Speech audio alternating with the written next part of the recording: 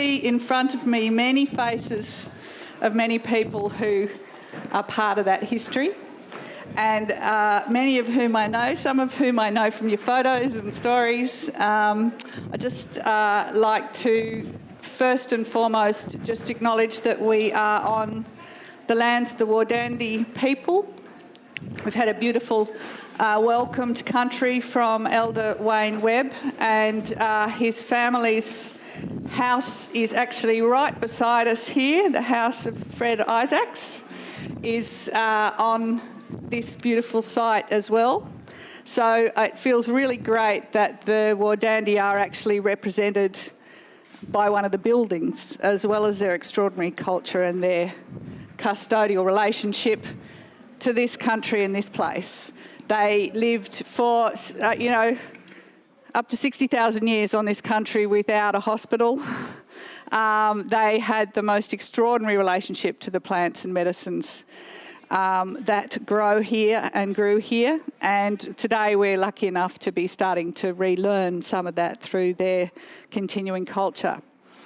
But today we are actually going to move forward to the story of the early settlement, and we are lucky enough to have a beautiful book here, and the authors of this fantastic book, Settlement, Struggle and Success, that is the story of the old hospital and the community centre, by Jenny Bunbury, who's on our panel today, and her partner Bill Bunbury. Jenny is a historian who wrote and researched the book. Bill is a broadcaster who undertook many of the interviews of the people who are in the book. So I'd like to welcome Jenny and Bill. And beside Bill, we have Keith McLeod, whose family go back to the 1860s in this area. The McLeods were early settlers here. And Keith is going to be able to give us some stories of the early settlers prior to the hospital to sort of entree us in. And right beside me, I'm very honoured to have Judy Wake, who was a nurse in the Margaret River Hospital, old and new, and has been hugely important in the telling the stories that are within this book, and whose role as you weren't matron? Were you matron, Judy? You were very senior nurse, though, and sister. And you're just a sister, but just the sister happened to be running the hospital when it went from the old to the new and ran the whole thing, and a great storyteller to boot. Judy, welcome. It's so great to have you with us. Thank you. My name's Margot Edwards. I have a lovely association with the transition time of the old hospital when it became the community centre. I was lucky enough with my husband to be the caretakers of the community centre once it was vacated, so we got to live with all the old spirits that were still here and weren't sure where to go, even though Judy and all her nurses and the doctors had put them to bed. Some of them still hung around in the walls for a few years, and for the 18 months while the community centre was getting established, we used to have to close up at night, and those creaky floorboards used to give me the creeps. And so my husband Jerry did much of that, but I also had a baby in the new hospital and could bring him back here, and I was lucky enough to run a youth theatre here in those early days. So I have much, much love for this place, and I very proud to say that I was able to work on the first municipal heritage inventory in -- with Mark Housel and with the WA Register of Heritage Places, and we got working with the elders who at that stage were not as old. Were you, John? John Alfred shaking his head. He was very instrumental in helping us to write up all of these heritage places, and the old hospital was incredibly important one to get onto that register. So here we are in these fantastic buildings, which survived that move. So enough from me. I'm going to be running, this is going to be conversation. We could go anywhere. So bear with us. We'll try and stay a little bit on a timeline, but we might just end up rolling around the place. I've got so many faces of people who I could quote from this book looking at me here. So Bill's going to do some of the quotes for us today as well. Judy's probably just going to be able to tell some stories. Jenny has a lot of the history for us. And Keith, we're going to start with you. So Keith, your family started here in the 1860s. You've got an amazing story from 1885 of your ancestor. Yeah. And Yep. an accident. Thanks, Margot, and thanks everyone for coming. It is kind of, the more I trawled through a few old family diaries and notes and things, I realised that, wow, yeah, this is really something. And I started to figure out, or it became more clear to me, the difference between a community without a hospital and a community with a hospital.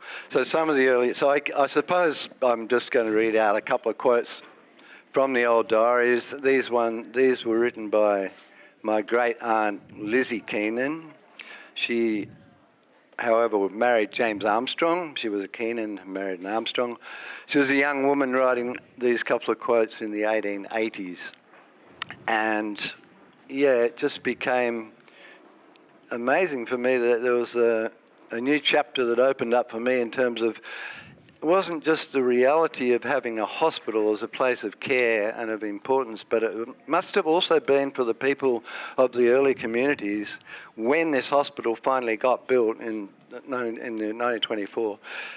The perception of having a hospital must have been extraordinarily comforting to all the people, because, as you'll see, particularly for the women, having children, etc., was quite a difficult experience at times. So the first quote is from 1885. This is about James Keenan's death. So James was Lizzie's older brother and my great uncle. Here's a direct quote. And again, it's to paint the landscape of this place way back without the necessary medical needs that were obviously appreciated when the hospital did arrive. Quote, Robbie came riding old chips. Terrible news. Poor James is dead at the Margaret through a gun which got wet. He put it near the campfire. One barrel went off. He rushed to pull it away. The other charge fired and lodged in his head, killing him instantly. Cattle hunting up at the 10 Mile Brook. Corpse on the way to Vass this morning in Bustle's carriage. End of quote. So those sorts of things that were happening throughout the district, it just presented extraordinary obstacles, to getting any kind of care. I mean, people were isolated.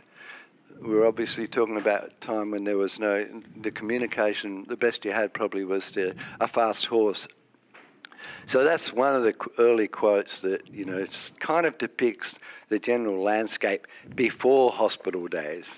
But we can talk more about it the after hospital days and perhaps a little bit before hospital days in a while. Thank you, Margaret.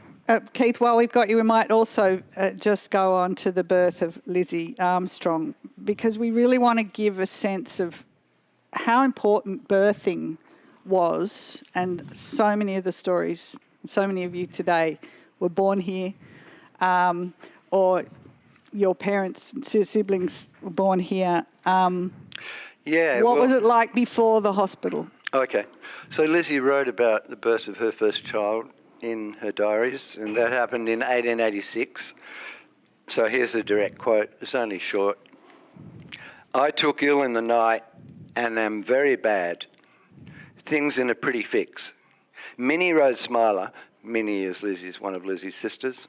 Minnie rode Smiler and took a note to Mrs. Turner, and she came in time to see my baby born at 3 a.m.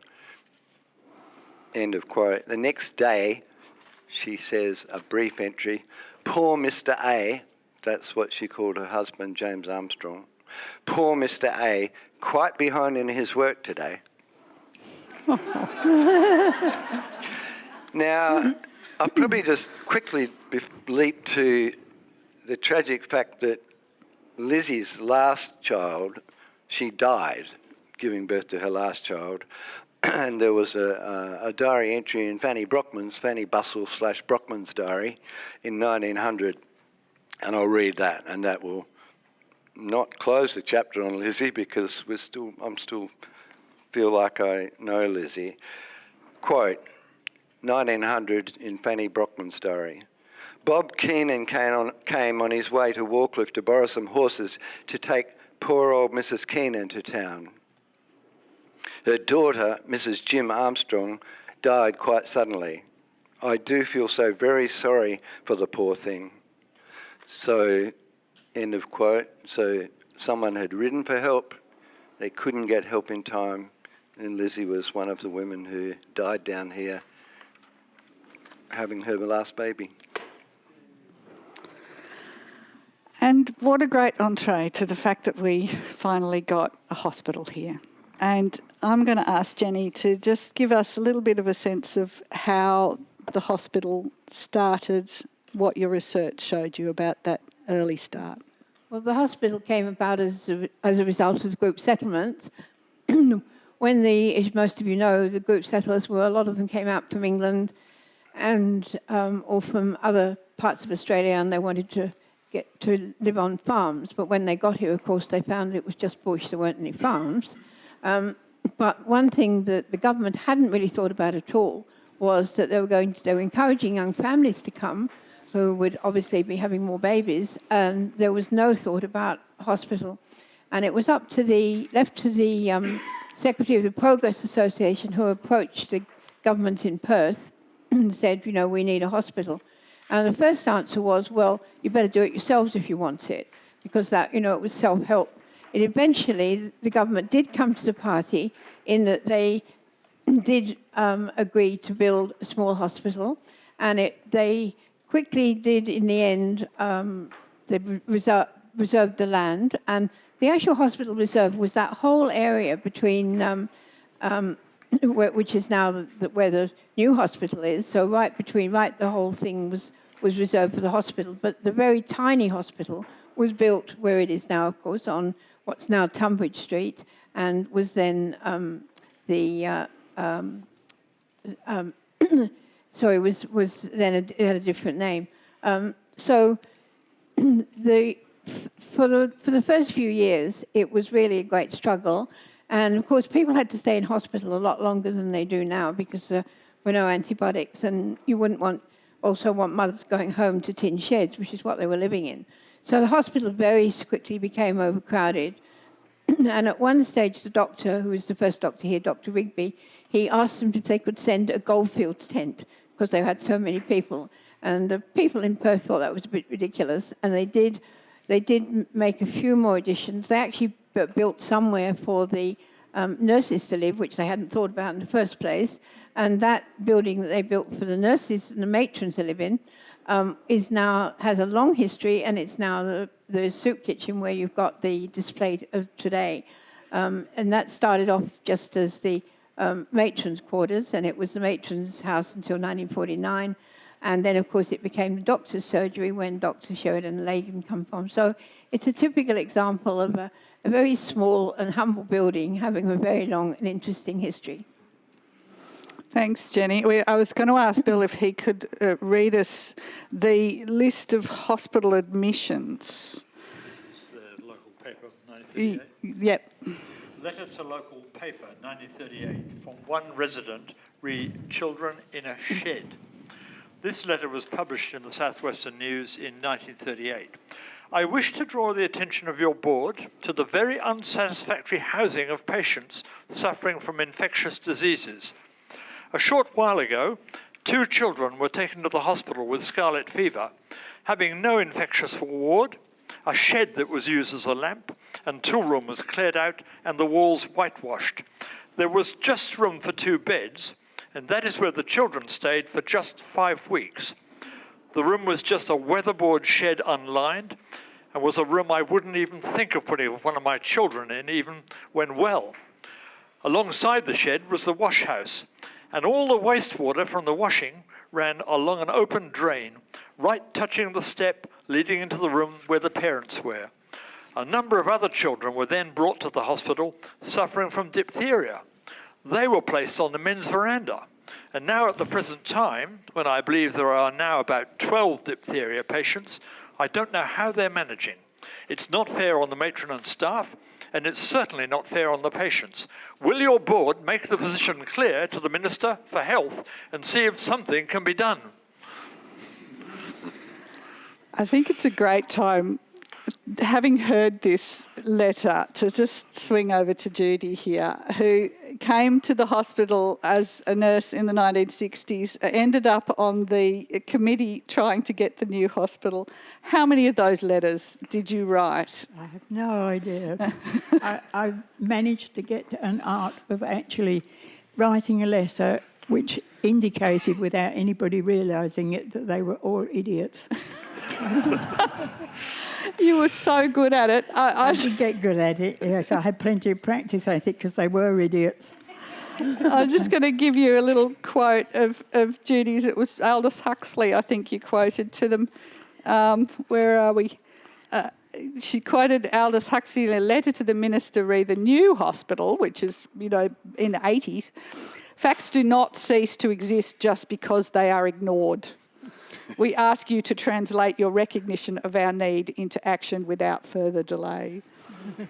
So it really was a pattern all the way through the existence of the old hospital right through to the building of the new, was the committees on the hospital, the committees, the community being so in need and so far from the powers that be. Can you read your piece on the... excuse us, we have some papers here with lovely quotes about the private ward, Judy. This is in 1981. The one and only private ward permits patients at a cost of $75 a day to inhabit what can be the noisiest and least private area in the hospital. The room is bounded by the intensive care room, where there is a lot of activity often taking place. The patient's day room with the television set right outside the private door window because the set will not work at the other end. Then there was the linen cupboard, which naturally attracts a lot of traffic. These patients have no private toilet facilities, nor a shower, and there is no way to reorganise and improve these situations, which for $75 a day wasn't very good. And the other one I wrote was the basis of the argument against the new hospital was based entirely on bed numbers, which is not an argument we have ever laid emphasis on. It is the inadequacy of the accommodation provided that was the problem. One could, after all, put beds in a barn and say there was no bed shortage, but it wouldn't make for suitable care. Can I comment on Judy? I felt that no lawyer could have put the case better. Judy told me that she'd had an excellent teacher in English, and it stood her in good stead writing those letters. And there was one, wasn't there, Judy, that commended one of the politicians who commended you for quoting Shakespeare? Yes, I don't know. I haven't got an. You haven't got that one? No, I haven't got that one. But, well, it wasn't King Lear.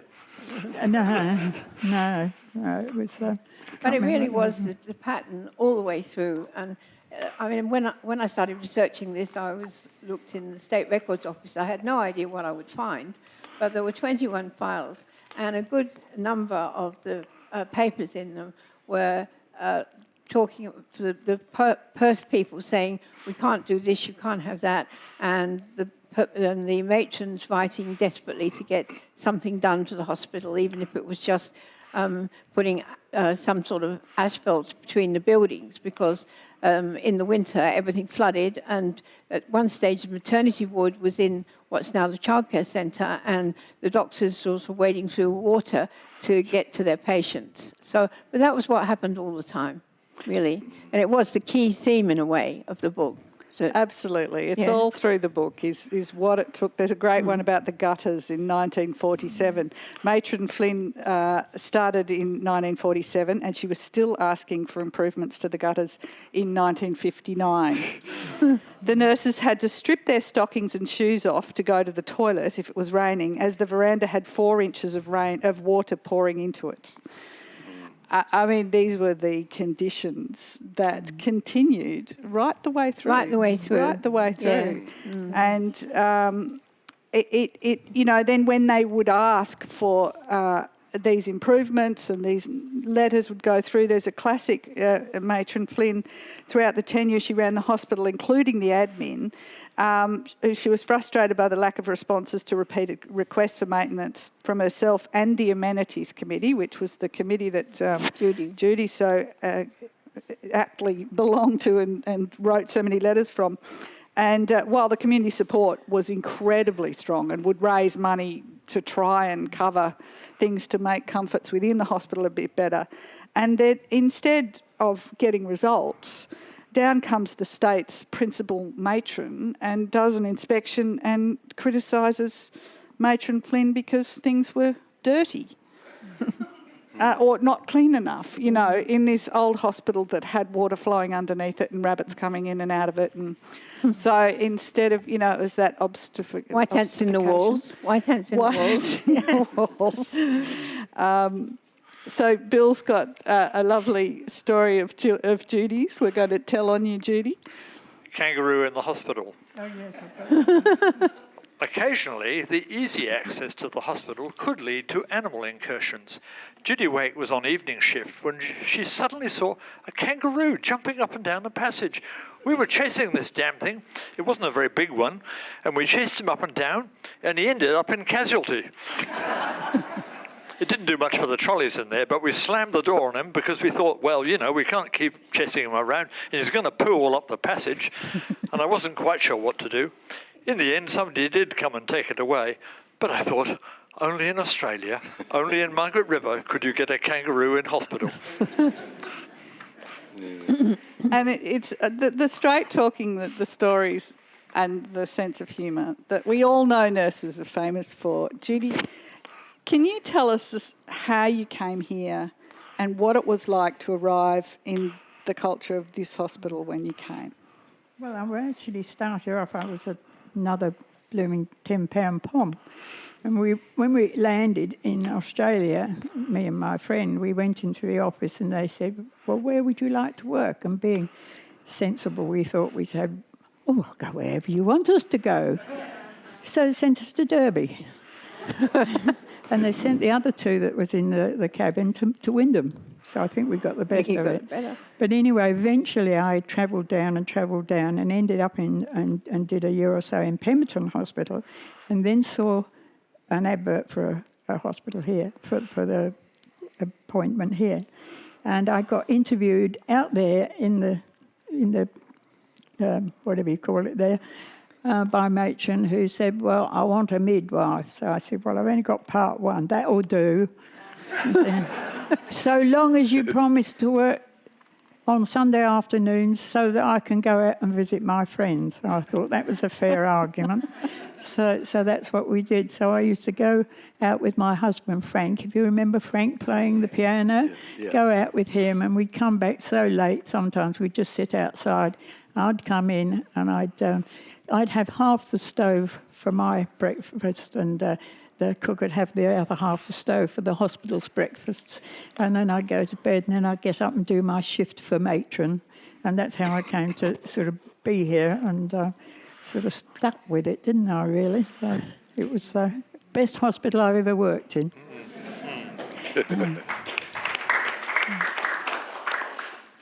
Tell us a bit about what it was like working with your nurse colleagues and the doctors. What was the culture of the hospital like? Well, the thing was, it didn't matter what uniform you wore, what colour it was. We socialised together, we played sports together, we worked together, and it was a community. And as Karolyn said not very long ago, I liked going to work because it's family. And it was. I don't remember there being arguments or nastiness. It was just a good place to work. And because of that, you were good with your patients and for your patients. And I've just been in one hospital where I can virtually remember nobody actually speaking to me.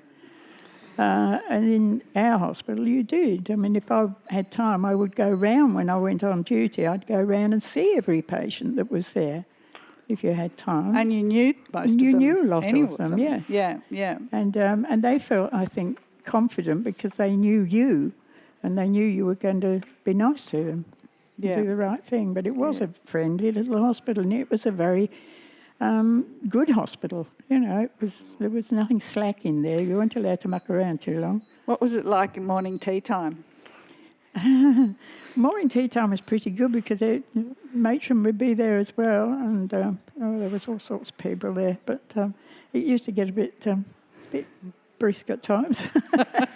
The orderlies were there too? Oh, no, the orderlies and the domestics actually had theirs in the other room. They had different rooms. Yes, but no, it was quite good. I can remember Dr. Sheridan coming in, and she'd had her hair done, and she wasn't sure, you know, why. And I said to her, I think she had it done. I think she'd had something done with it anyway. And I said, oh no, it makes you look younger.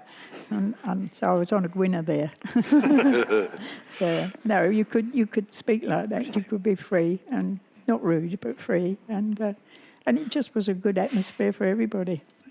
And Bill's just got a lovely quote from Fran Temby, who was a matron, nurse in the old hospital and became the head of the new hospital eventually. Fran's here today. I'm not sure if she's in the room. Around, not sure she's certainly around, as is Dr. Sheridan. We'll get back to Dr. Sheridan. It's very supportive of what Judy's just said.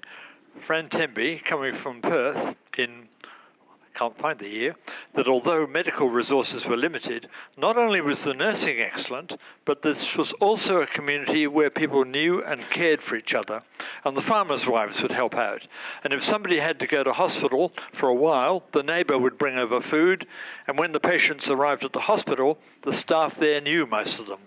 It was very friendly, and the staff had an amazing rapport with patients. There was laughter, banter, smiles, and all the while giving wonderful personal care.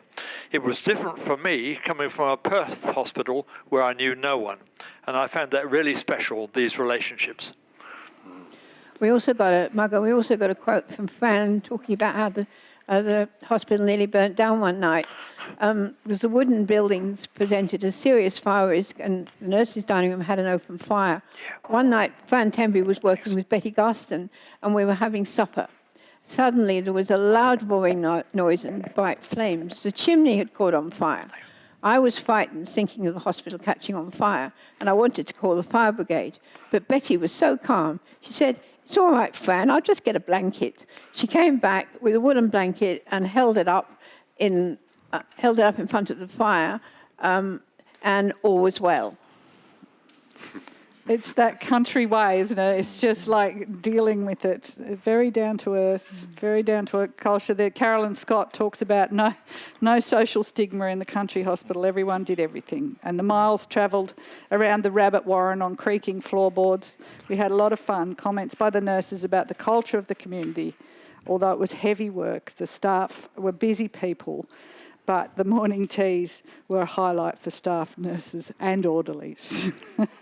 So some of the men in the hospital, obviously there were the doctors. We will get to the doctors in a minute. But some of the orderlies, really had to deal with all sorts of maintenance as well as hospital duties. Jenny, can you give us a little bit of... Some of you know Tim Crimp. I don't think he's there. I'm not sure. I haven't seen him. But his father, John Crimp, was the orderly at the hospital, but he also was one of the ambulance drivers as well. And because he was often in the hospital doing his orderly job, he often got called out on the ambulance. And the matron or one of the senior sisters would grab in, and off they went to be the first responders. One of those emergencies was in the Bide's Cave, where somebody fell about 10 metres down and fractured their pelvis and were in a lot of pain. And Matron Pierce was a fairly large lady, so she couldn't be lowered down, whereas Dad was fairly thin, so he got the job of being lowered down to inspect the person with morphine to calm him down. And that was just one of many horrific car and other accidents that John Crimp had to attend. And now one of the orderlies lived next door and was the blood donor, I believe. Jenny, I'm just trying to find his name here. He blood donor. The donation of blood was done person to person in those days. So Yeah, when there was it an emergency... Ellie Metcalf's father, Ellie Metcalf's Norm dad. Carpenter, can't think of his first name, sorry. It's gone out of my head. Norm, absolutely, yeah. And so we do have a quote here. I'll just try and find it. And Ellie remembers that Dr. Tunbridge, who's obviously Tunbridge Street's named after, who was one of the very good and long-serving doctors here. Dr. Tunbridge often sought out her father as a blood donor. And she said in the interview with her, well, my first connection in thinking with Dad and the hospital was that Dr. Tunbridge was always knocking on the door as they gave blood person to person. And he had the blood type that could be used for practically everybody. And he lived right next door to the hospital, so it was very convenient. And Dr. Tunbridge was always dragging him off. Ellie's father would never talk about the bloodletting, but she does recall one memorable event when a man fell off a train travelling from Busselton or Augusta and required a blood transfusion. I don't know what injuries he had, except that he had lost an arm and a leg. But I know Dad came home and I heard him tell Mum, thanks, mate, I'll do this guy had said, thanks, mate, I'll do the same for you one day. And Dad said, hope to Christ you never have to. So obviously it was person-to-person blood. And it brings us to the ambulance and the way Judy. Well, I'll just say first, there's so many great stories in this book, and so many stories of how people got about. And it was many, many years until the Lotteries Commission finally provided the funding for an ambulance. Judy, you spent time in that ambulance. Tell us about what it was like in the back of the ambulance. Well, they were built for the nurses in those days. It wasn't too bad if you had one patient. But if you had two patients, then you would have somebody on each bed and you would be stuck in the middle, sat on a box. You wouldn't have a seat belt, you wouldn't have anything. So if they did stop suddenly or have a crash, there would be a need for another ambulance. And I can remember we used to go up and down and they were very trying visits because you were in charge of somebody who was very sick, otherwise wouldn't be being transferred to Perth. And you were literally on your own. You couldn't have any radio contact, nothing. So it could be quite, trying. And it was really an 8-hour journey, up, deliver them and back again. And they were a bit hairy, some of them, but we usually managed to have a laugh on the way back. I hear that you told a few good stories lying on the beds on the way back. Yeah. Karolyn Scott's got some great quotes in the book, but you have to read the book for those. And, of course, that brings us to the Dyers, the amazing Rex and Betty Dyer. Rex was the driver in those days. Yes, he was. He was very good.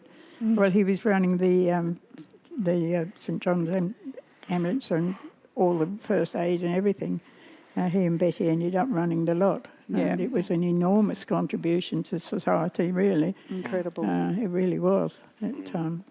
Because you felt when you had somebody in the ambulance or somebody driving the ambulance, you actually had somebody who could actually get out and help you if necessary. You weren't sort of just sat there on your own. And no, they were very valuable. Now the precursor really to what an ambulance driver is today. While we're talking about the ambulance, Meg Starr, who we've just talked about, he saw a lot, obviously, of the doctors, and he coined an apt phrase for Dr. Sheridan. He said, I used to call her the lady in the nighting gown because the number of times we would get called out and she would arrive in her dressing gown to work on a patient. So it might be a good time to talk about Dr. Sheridan. Dr. Sheridan is here today. I don't think she's in the room, but she's just planted a tree.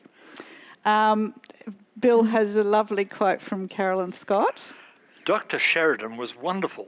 She'd turn up in the middle of the night in her dressing gown, her pearls and slippers. She was it for many years, and she was terrific. Early days, she would do surgery. She was a surgeon and delivered babies. She was also a psychiatrist, too. Very good at psychiatry. She was pleasant and good to work with here. She was a good golfer, and golfing was her outlet, and today she still donates a trophy every year to golf. And I must add, Jenny and I so enjoyed our interview with her because she had these vivid, wonderful memories of the hospital as she served it so well. Judy, what do you remember about Dr. Sheridan? Well, you could never make her flap. She was always cool, calm and collected. And both of them, in fact, all the doctors that we've had treated you with respect. And you felt valued with them, and you could admire them because they were all knowledgeable, they were all sensible, they were all kind, and it just makes it flow. If you haven't got any dissension between your staff at any level, it just makes it flow, and it was very efficient and very good. Dr. Rigby, Keith, do your family have any stories of Dr. Rigby? He was the first doctor in the hospital, was here for quite a number of years. Yeah, well, I was going to tell a story about, I think Paddy Barrett, actually. Oh, Paddy Barrett, okay. Yeah, Paddy We could swing amongst many of the earlier doctors. Colourful characters. He had the Jaguar, Had the Jag, yeah. So he was well known for his Jaguar, and he's putting the foot down and getting to Perth on 3 hours or whatever. He was a real character. But just before I do, thanks, Judy. I just did a little tiny diversion off the track and was just remembering Frank's music in the old hall where Woolworths is now in the early 60s. Frank Wake. It's a great little memory, but Judy's when you husband. mentioned... Of many of the celebrations in the town, Frank was and I thought, the piano player. Yeah, and I was thinking, well, it's kind of appropriate and fitting because, we're talking about a place of care for a community, and there are all sorts of things that contribute to care, I suppose, not least being someone like Frank and all the other people over the years who've, tried to make people happy through music or through whatever other field they were in. So that was just a lovely little diversion for me.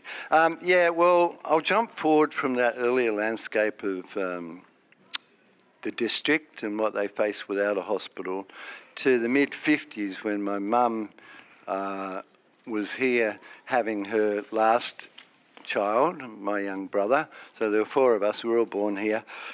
And she told me this story years later, and she said, it was wonderful going to the hospital and just resting for a while. She said, but the thing was, when I came back to the farmhouse where we grew up, where we had the dairy farm, she said, I didn't know what was going on because I came home with the new baby and I said to Dudley, that's my dad, where are the kids? Where are the other 3?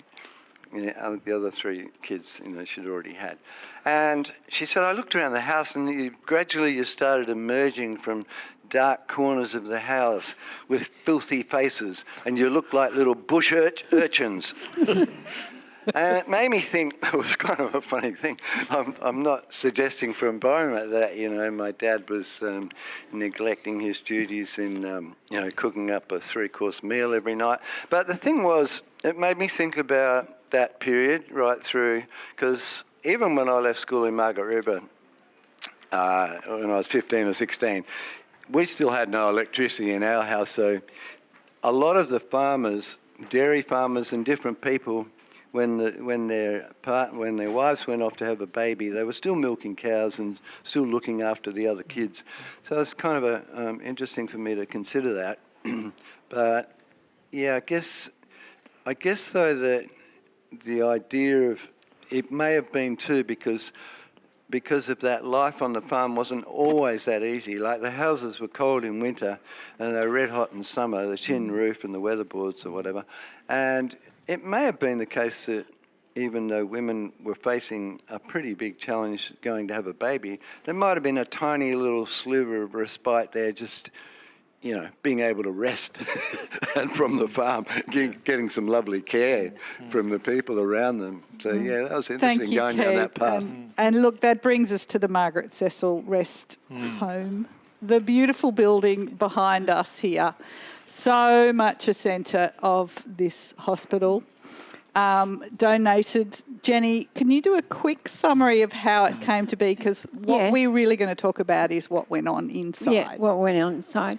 The rest house was built in 1929. Remember, the hospital opened in 1924.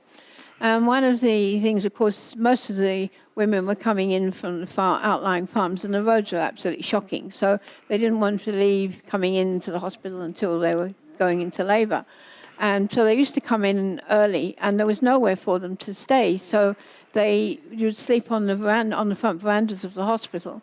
And in 1926, a British parliamentary delegation of very aristocratic people came out from England to see how their brethren were faring in the colonies, and to see what needed to be done. And amongst the group was led by the Marquis of Salisbury, who, if you know your history, the Cecil family go back to first Queen Elizabeth's time. And with them came a relative of the Marquis, Lord Abram Cecil, and his wife and daughter. And the wife and daughter came to Margaret River to obviously look at the group settlers. Also, Lady Cecil was a keen botanist, and I suspect she deliberately came in October because the flowers would have been out. But when they saw the women on the front verandas, women in late stages of pregnancy, they were quite horrified. And when they went back to England, Margaret, the daughter, Margaret Cecil, decided that she would raise money to build a rest house in Margaret River. And she did. She got all the titled ladies and everyone else to give money, and they raised enough money to build what we now know as the Margaret Cecil Rest House. And if you're going to the foyer here today, in the corner there's a cabinet, and we've put into that cabinet some of the china and other things that Margaret Cecil sent out. They sent out, blankets and all the requirements they furnished the house as well. And so it became known as Margaret Cecil Rest House, and it was a rest house for women either in the first stages of labour or sometimes when they had the children. And that remained so until the 1940s, when the roads weren't quite so bad and the hospital desperately needed a new maternity unit. So Margaret Cecil Rest House became the maternity ward, and then later on it became the permanent care for older people. And throughout all that time, until Margaret Cecil died in the 1960s, but she kept in touch with people here all that time, and the first child that was born from the rest house was named Margaret, and Margaret Cecil became that child's godmother, which was something we only discovered when we found the minutes of the meetings of the group who were supporting the hospital here in Margaret River. So it's really a unique story, and we actually will have another celebration, if any of us are here in 2029, to celebrate the Margaret Cecil Rest House, and I think we should try and get in touch with some of the Cecil family and get them to come out here. Mm. And I would suggest that there's a few people in this room who were either born in that building or whose relatives were. So I'll get to a story.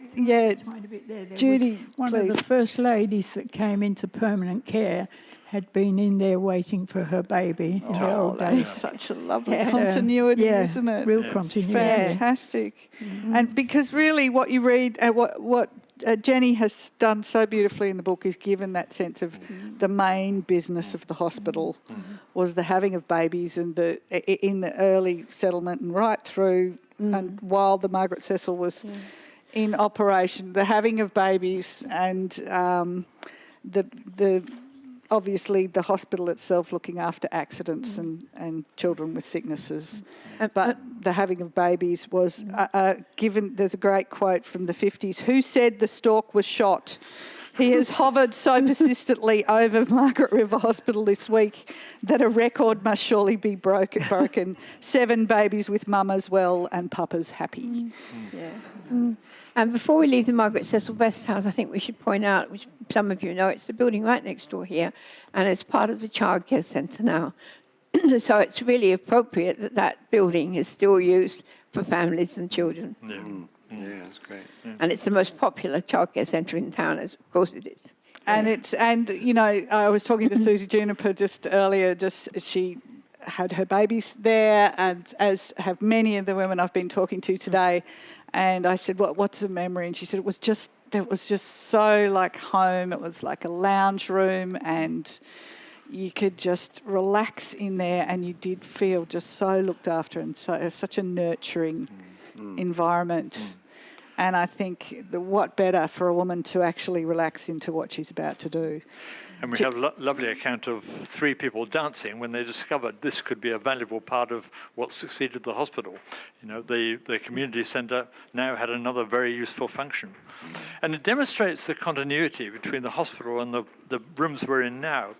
You've had a medical centre which has nursed the lives of so many people, and now you had a centre which would nurse the social lives. And people wanted this building kept, or these buildings rather, precisely for that reason, and they fought very hard to keep it when it was threatened with destruction or alternative use. And so we made an audio documentary about that separately from the book, and it contains that material, the struggle to do it.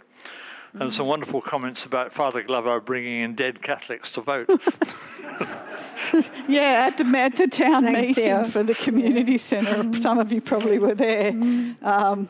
And that fight was really a continuation of what it takes. So the neighbourly spirit, the incredible sense of community that was surrounded the hospital was carried through into this number of committees that were set up and then combined to keep this from becoming a university, to keep it as a community centre.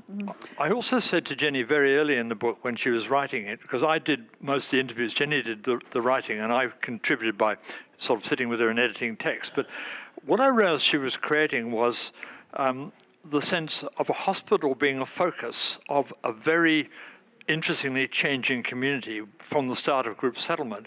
So this book is turned out to be a regional history with the sharp focus for hospital, but nevertheless containing the lives of many people beyond hospital life. And the anecdotes we've got in it demonstrate the kinds of lives that people lived and were in need of something like a hospital to help them out. Absolutely, and it carries through into the community centre, doesn't it? And that what the people who were originally on the committees that set it up, then the incredible work of all the people who've been part of the buildings, inhabiting the buildings, running the buildings, offering the services. Margot, I think before we completely leave the ambulance, there's one story that we should tell because the baby is in the audience today. And this was an accident that occurred in 1936, which was the first year that the ambulance operated. It's only been going for about a couple of weeks. And it was called out to an accident around Witchcliffe. And one of the things that used to happen then, of course, was there was very few cars and no public transport, as there still isn't. But the people used to get together and get into trucks, and not like you do in Bali, and go to events in trucks. But the roads were so bad, even the trucks would overturn sometimes. And there were a couple of really bad accidents where that happened. And there was one in 1936, and the doctors attended. But when everyone had been taken to the hospital, it became apparent that a baby, Herbert Gale, who had been on the truck, was still missing. And, of course, the baby can't remember about it, but they did go back and find him. So we're very pleased to say that he's here today. Yeah, well, that's voila.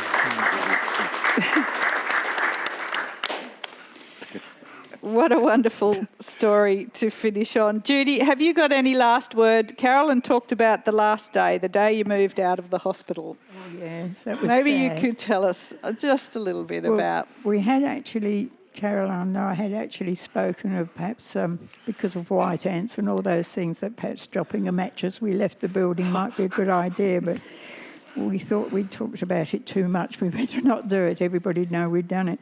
But we were out the back there, just out here, and we had a barbecue with all the girls, and and I must say, when we moved, a load of staff came in, and they came in on their days off and worked for free and helped to do the move. And we sat out there, and we had this nice barbecue, and it was really nice, but it was sad. And I had to go around and plonk a notice on the door of the hospital to say, no, you've got to go around the corner now. And I nearly cried because I didn't want to go. But no, it was good. It was a beautiful farewell that evening, I think it was, yeah. I think you said you laid the ghosts. Yeah, we laid the ghosts. Mm-hmm. Well, thank you. And thank you all Thank you, Margot. for a really interesting conversation. I'm sure you've also all here, many of you got stories in your heads and memories that have come up from listening, but that you brought here today, and that even just from being here, it's just, it's already been said, the walls are speaking. So the radio, for those with courage, would like to tell a good little anecdote. The guys and women on the radio desk would love you to just pop over to them, and they will arrange for you to just be able to tell your story. If you go into the main meeting room, you can actually fill out a form and write down a memory.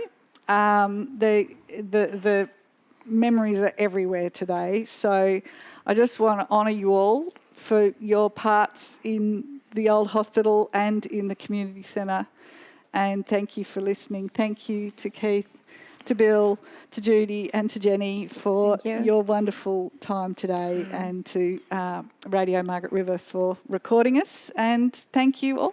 Thank you, Margot. One of those people that was in the church and has a memory of the hospital is one Barry House, 30 years in MP with family links to the hospital. Barry, welcome. Thank you, and congratulations on commemorating the centenary of a wonderful part of the community. So, Barry, tell us, what's this story you have about the hospital? Well, I've got some family and personal links for a start. I'm linked back to the House and Armstrong families, and the Armstrong links particularly come through Glenbourne House, which is down near Allensbrook, and later on Mokay Farm, which gets frequent mentions during the in Bunbury's book, and it stems back to another branch of my family, the Jolliffe family, who came as part of the group settlement scheme to this area in 1924. My mother was a 2-year-old baby, and the hub of that family was in Willie Abrup. Therefore, it served exactly the sorts of settlements that they were in around this area. And for those that don't know, what was the settlement scheme?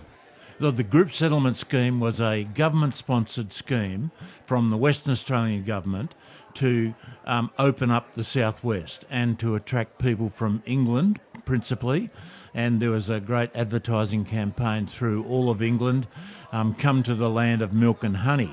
Well, milk especially, because I believe that they were putting a bit of emphasis on dairy farming. That's because right. of the rainfall. Not knowing the soil type probably isn't that well suited to pasture. Absolutely. You know, crazy stuff. My grandparents were newly married from the Isle of Wight. My grandfather was a returned serviceman from World War I. He'd seen service there on the Western Front, in the Middle East with Lawrence of Arabia, and in Russia and Kenya and all sorts of places like that. And they were looking for a new start in life. And they thought, well, why not? This sounds like a real challenge and an exciting opportunity.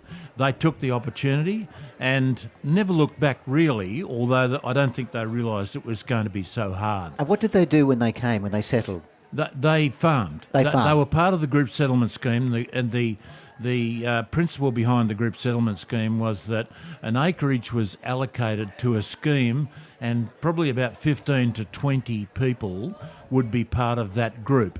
They would collectively clear enough land and build a rudimentary a shed, basically, for people to live in, and then people would be allocated that as their 100-acre sort of property going forward, and they'd be allocated a couple of cows and some rudimentary equipment like a saw and an axe and that sort of thing. People coming from England, a very small country comparatively, 100 acres is ginormous. Absolutely, and a lot of people weren't rural people who came out in this scheme, and they found themselves fronted up with this heavily timbered land, and not easy timber to cut down either. Very, very difficult. So a lot failed, and in a lot of respects, the group settlement scheme was a failure in that respect because a lot didn't see the distance. My grandparents did, but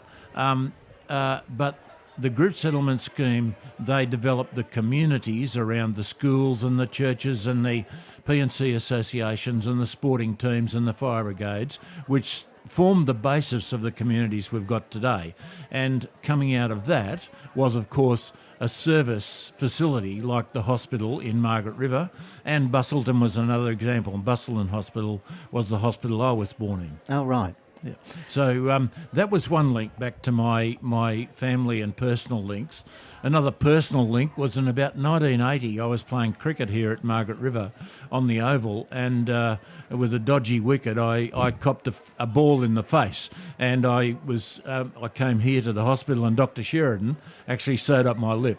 And have you been to see her while she's here today? Oh, I haven't had a chance yet. You must show her your lip, mate, and see if you can find the scar. Yeah, there's a little bit on my lip that still doesn't grow hair. But that was a personal link. But in 1987, I entered the world of politics and parliamentary representation. My first campaign in 1987 was a by-election, therefore it was an individually focused regional election. And one of the issues was the ageing Margaret River Hospital facility. And it was tired, and it was supposedly full of asbestos and white ants. I'm sure. And therefore a commitment that I made, well, from the Liberal Party, which were in opposition at that time, was to commit to funding a new hospital. I won that election, and therefore I was able to advocate in the Parliament alongside Barry Blakey, a colleague of mine who had a long-standing involvement with this region, and that eventually came to pass a few years later, and the new hospital was built. Then came the other phase that the community said, well, this hospital has been the heart and soul of this community up till now in a medical with a medical purpose, but the community have lots of other reasons to use a majestic facility like this, and there were lots of proposals floating around. Well, give me the craziest proposal that was rejected outright. Well, I believe Notre Dame University wanted to establish a campus here at one stage. Now, I'm not quite so sure how serious they put together their proposal, but it was basically asking the government to hand over the land, and for them to develop and of course it attracted the interest of a lot of the developers. But the community were starting to see that they needed other things like a community resource centre, and that this was one of the first around the state that developed in that respect, and it catered for organisations like a small business group, the Red Cross, and a host of others who were representative of part of the social community, if you like, which grew up, and it quickly developed a heart of its own in a different sort of way than a medical facility. One would have wondered, just before we move on, the viability of a Notre Dame community campus, absolutely, given the size of the population and the demographics. You would have thought that just wouldn't fly. Oh, no, and it's pretty obvious looking back now that wouldn't fly, because that's actually been tried by Notre Dame in Broome and other regional centres, and they've all struggled. It's a great idea and it's a great principle, but all regional campuses, even the Bunbury campus, has struggled really from year to year. Lucky for us that it never got up then. Lucky for the Shire. Sorry? Lucky for the Shire that never got up, that concept. Absolutely. And the community held ground. I think, the Shire took the leadership on it, but the groundswell came from the community.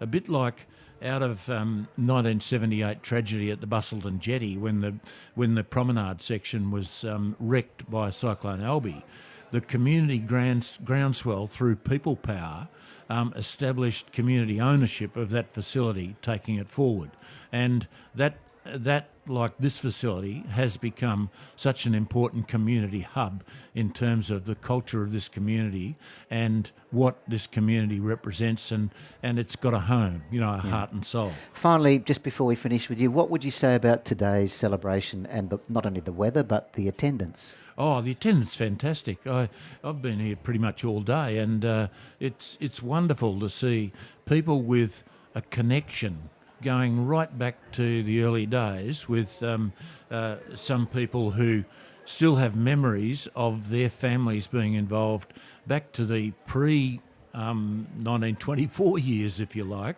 and the evolution of this whole facility. And it's now still very much a community hub for, the soup kitchen is a typical example. It's been an absolutely integral part of the community, and Dave Segar and all his helpers have done such a fantastic job in that over the years. And without this facility, as aged as it is, it's still got that appeal, and it's like a very comfortable old lounge chair in a way. It is indeed, and it's well used, and that bodes well for its future. It does, and I'm sure with the tremendous support and organisation and administrative ability of people like Sally Hayes and Ros Blakeney and Lyndall and so on, this will continue for a long time into the future, and it will evolve. And I hope that another generation get involved over the time and steer it in a very positive community ownership type of direction. And keep the white ants at bay. Yeah, well, the white ants, it was resolved because the powers that be worked out a way to actually resolve the white ant issue and resolve the asbestos issue, so that over time it was good management really, that rather than throw out the baby with the bathwater, because governments have got a bit of a habit of doing that. Once the facility is not their use, isn't relevant anymore, they tend to, we'll chuck it out and we'll move on, Yeah. But the people said, well, hang on a second, that facility is owned by us effectively, and we want ownership and some control of it. Good on you, Barry. Lovely to have your story. Barry House has been our guest as links back to the old hospital and his family. Thank you for sharing your story with us. Thank you, and well done on covering today. Out here with Karolyn Hoft. Now, Karolyn is somebody who had a child here, a baby, in 1989. You've come here today to celebrate the hospital's 100th birthday. What's your recollection of the facilities and the treatment you got in 1989? In 1989, the hospital was going to be demolished because they'd built the new hospital, and I had one of the last babies in 89. The last one was the beginning of 1990. So I remember being in labour, and the light fitting above my bed fell on me. So the place was falling apart just a bit. Yes, it was a fluorescent light fitting, and the whole thing fell on me while I was in labour. You're very lucky because, in those days, fluorescent lights, the inner coating was made with a chemical that when you're cut with that glass edge, doesn't allow you to actually clot the blood. It actually lets you bleed forever. Very dangerous piece of gear. Fluorescent lights are not very good, especially those tube ones. Yeah. It never cut me. Lucky you. So tell us about the hospital surroundings and the nurses and everything. Well, I mean, the nurses, I remember were quite strict. I was very young, and it was tough love. But later in the 90s, it was turned into the TAFE, and I was one of the inaugural founders of the TAFE with a guy called Rod Carey, and we started horticulture and adult literacy and numeracy, which is called CGA. And I was a communication lecturer, and I remember lecturing in the same room that I was in labour in 1989. And did the light fall down this time? No, it had been fixed up by then because it was given over to the community, and the community lovingly fixed it up. Isn't that wonderful? That word lovingly fixed it up sort of talks about the fact that there's a sense of ownership here.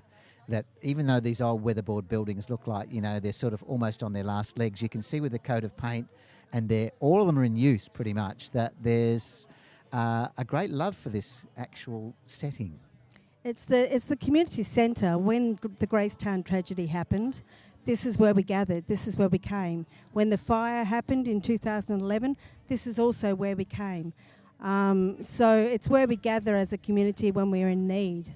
It's an unofficial gathering spot for an emergency, effectively. Yes, it is. And if you were to cast your mind back to what this town might have been like without a hospital, can you even imagine what that would have been like in 1924? My great-grandmother was here in the early 1900s, and she went to Perth to have her babies because there was no hospital. But she was, my great-grandfather was the engineer, so they had money and they were able to do that. For people who were on farms, they wouldn't have been able to do that, and they would have just had to look after each other. So I imagine it would have been still the same community feeling, people helping each other, but it would have been dangerous at times. Isn't it wonderful that we've moved on from that period? Thank you so much. Karolyn Hoft has been our guest this afternoon here at the 100th celebration of the Margaret River Hospital. Thank you, Ian. Thank you, Karolyn. Elwyn Franklin. I was Elwyn Stretfield. I was born here at the hospital. My grandparents were group settlers at Rosa Glen. Yep. And my other set of grandparents, sometime later on, he was a policeman across the road in the police house. Oh, wow. Yeah. Okay. And they were the Winton family. I think the police house should still be here. It is still there. I know, but I mean the actual police. Yeah, I agree. Yeah, instead of up around the old post office. Yeah. Aha, wow. Yeah. So you've got some great history and even some amazing photos. Yeah, so this is my grandfather, Les Winton. Look at this is a black and white photo of a man on a horse.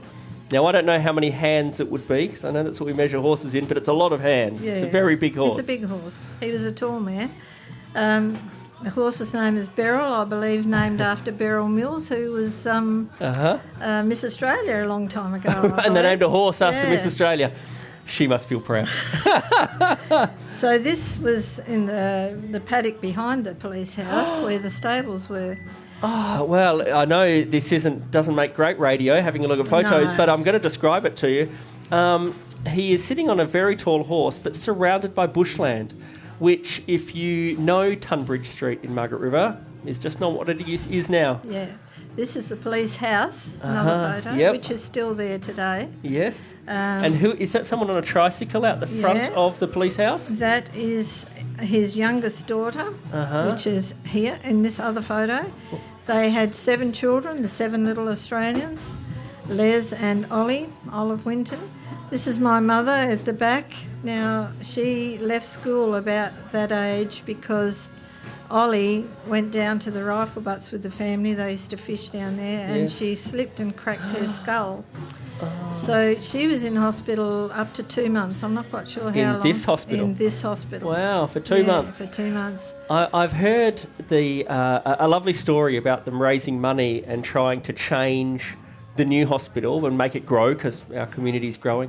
But I know that they want to keep it as a community feel, as a that lovely village-style hospital, just like this one is. Yeah, that's right. And I guess that was the major thing. Mum had to leave school then to look after the others. Well, now the slipping and the banging of the head. How serious was this? Was it well, life-changing? It was obviously pretty serious, but no, she came good. Great. And she went on. Yeah. Oh, good. Yeah. Great. Well, so that's good. Yeah. And today's been fabulous. It has been. Did you get some? Well, there's another connection. Okay. My group settler grandparents. Were from Rosa Glen. This is the 1930s? They came in 1923. 1923? Very early ones. Wow. And the third child of their 2 were born in England, and the third one was born here in 1925, my Uncle Sess. Wow. And so as part of the settlement program, do you know the story, why they felt an urge to come out here and be part of the settlement? Yeah. He'd been in the British Army. Yep. He was a soldier. He was, during the war, gassed in the trenches in France. He suffered with shell shock. Yep. He also was taken prisoner by the Germans for 9 months.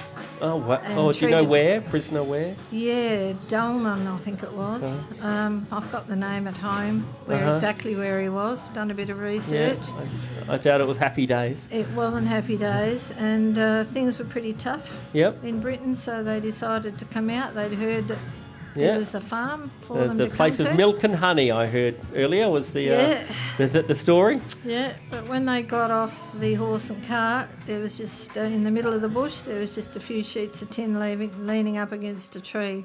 Wow, and did they farm for long? Did they make a go of it? Well, yes and no. Yep.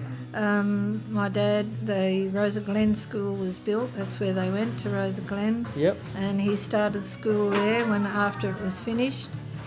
But around about the time he was 11, his dad had a complete mental breakdown. Uh-huh. We think that was triggered by two things that happened. He saw one of his neighbours and mates blown up with gelignite while they were doing the trees. Yeah, the Murray tree, I believe. I've read just recently, hard to knock them down. Yeah, they used gelignite all the time. Yeah.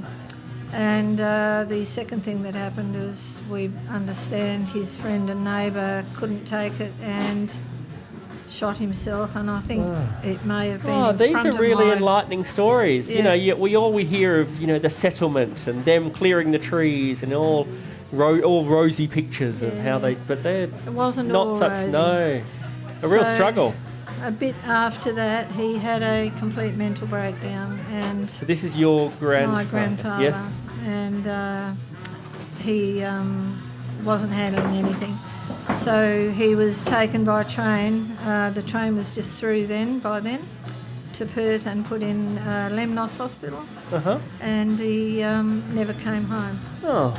So my father left school at 11, and for the rest of his life he worked alongside his grandmother. They kept the farm going for a while. He bought his own farm. Rosa Glen. He put down a payment on a farm in Rosa Brook when he was about 17. Yep. And went on to keep farming, and bought where I am still now, farming in Airedale. Well, it was Airedale then. They've changed the name to Osmington now. And we still farm there now. What an incredible story. Could you imagine today having enough money at 17 to put a deposit down for a property? Well, what he did to earn that money was he dug wells. So there's many wells dug around here that he dug, including the one on the farm where we are now, when he was just a boy, really. He put up windmills. He became a windmill specialist. Yes.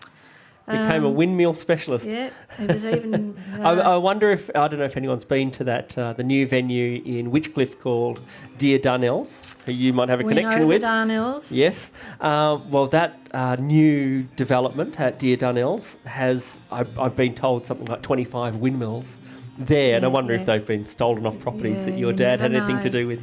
It was Mr. Darnell Senior who gave my dad a guarantor for him to buy different tools and things like that. He was a wonderful man. Right. And, sort of helped Dad get going as a young fellow. Right. Yeah. Well, what a fabulous story. Thank you so much for telling your story. And thanks for having me.